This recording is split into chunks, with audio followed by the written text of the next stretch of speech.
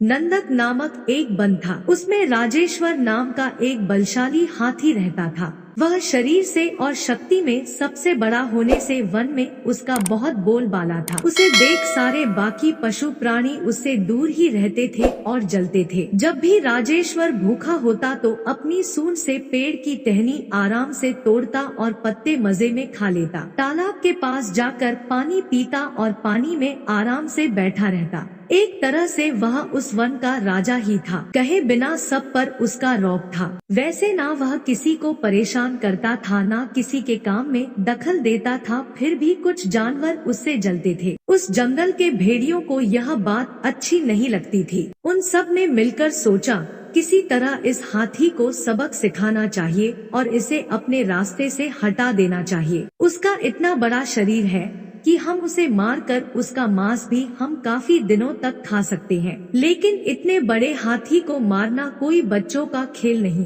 किसमें है यह हिम्मत जो इस हाथी को मार सके? उनमें से एक भेड़िया अपनी गर्दन ऊंची करके कहने लगा, उससे लड़ाई करके तो मैं उसे नहीं मार सकता, लेकिन मेरी बुद्धिमत्ता से मैं उसे जरूर मारने में कामयाब हो सकता हूँ। जब यह बात बाकी भेड़ियों ने सुनी तो सब खुश हो गए और सबने उसे अपनी करामत दिखाने की इजाजत दे दी। चतुर भेड़िया हाथी राजेश्वर के पास गया और उसे प्रणाम किया। प्रणाम, आपकी कृपा हम पर सदा बनाए रखिए। राजेश्वर ने पूछा, कौन हो भाई तुम? कहाँ से आए हो? मैं तो तुम्हें नहीं जानता। मेरे पास किस काम से आए हो? महाराज, मैं एक भेड़िया हूँ। मुझे जंगल के सारे प्राणियों ने आपके पास भेजा है। जंगल का राजा ही सबकी देखभाल करता है, उसी से जंगल की शान होती है। लेकिन अफसोस की बात यह है कि अपने जंगल में कोई राजा ही नहीं। हम सब ने मिलकर सोचा कि आप जैसे बलवान को ही जंगल का राजा बनाना चाहिए, इसलिए राज्याभिषेक का मुहूर्त हमने निकाला है। यदि आपको कोई आपत्ति नहीं हो तो आप मेरे साथ चल सकते हैं और हमारे जंगल के राजा बन सकते हैं। ऐसी राजा बनने की बात सुनकर किसे खुशी नहीं होगी। राजेश्वर भी खुश हो गया।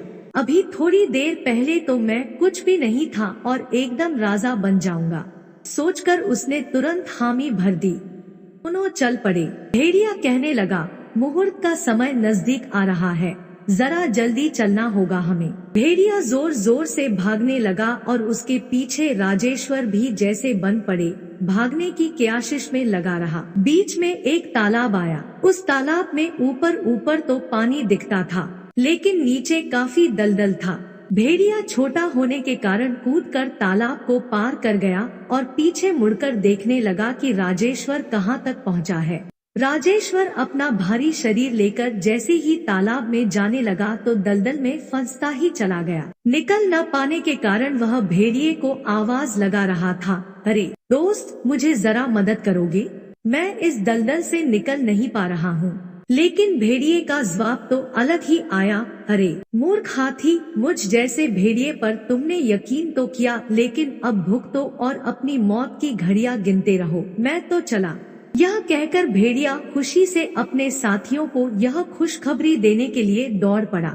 बेचारा राजेश्वर। इसीलिए कहा गया है कि एकदम से किसी पर यकीन न करने में ही भलाई होती है।